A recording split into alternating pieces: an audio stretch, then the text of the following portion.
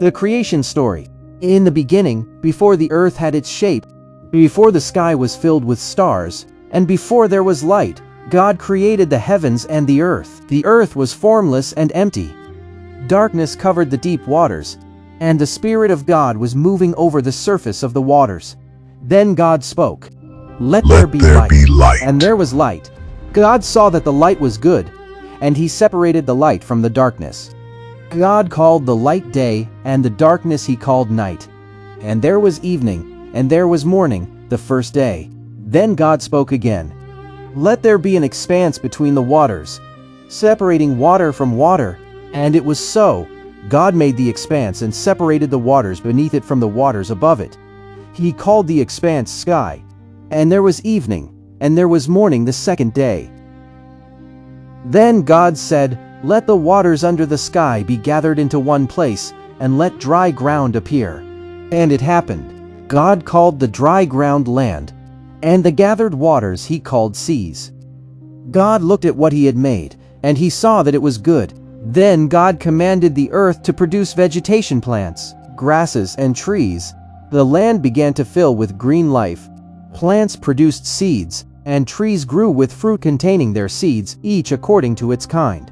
God looked at everything he had made, and he saw that it was good, and there was evening, and there was morning the third day. Then God said, "Let there be lights in the expanse of the sky to separate the day from the night." And God made the great lights. He made the greater light to govern the day, the sun. He made the lesser light to govern the night, the moon. And he made the stars also. The heavens that had once been dark were now filled with brilliant lights. The sun marked the days, the moon marked the seasons, and the stars decorated the night sky.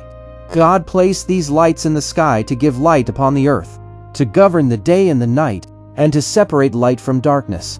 God saw that it was good, and there was evening, and there was morning the fourth day. Then God spoke to the waters, "Let the waters be filled with living creatures." Immediately the seas came alive. Great creatures moved through the waters. Fish of every kind filled the oceans, swimming through the depths and across the waves. Then God created every kind of winged bird. Birds filled the sky. They flew across the heavens, soaring above the land and calling to one another. God saw that it was good. And God blessed the creatures he had made. He commanded the creatures of the sea to multiply and fill the waters. And he commanded the birds to multiply across the earth. And there was evening, and there was morning the fifth day. Then God said, "Let the earth produce living creatures according to their kinds." And the earth began to teem with life. God created livestock, wild animals, and creatures that move along the ground, each according to its kind.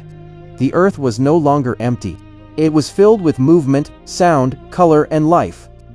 God looked at everything he had made, and he saw that it was good. But God was not finished.